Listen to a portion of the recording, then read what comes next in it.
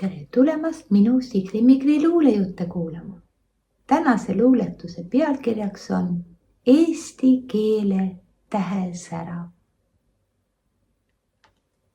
Eesti keel ja eesti meel ilmas rändab ringi.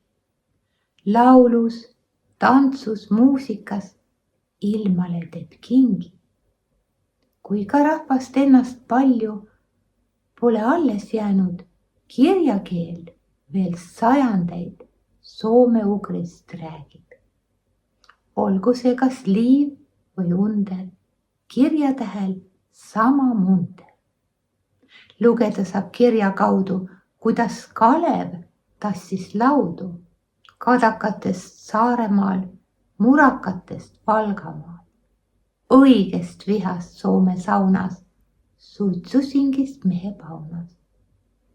Eesti keel ja eesti meel ilmas rändab ringi. Laulus, tantsus, muusikas ilmale teeb kingi. Kui ka rahvast ennast palju pole alles jäänud, kirjakeel veel sajandeid soome-ugrist räägib. Tänan kuulamast. Kohtumiseni!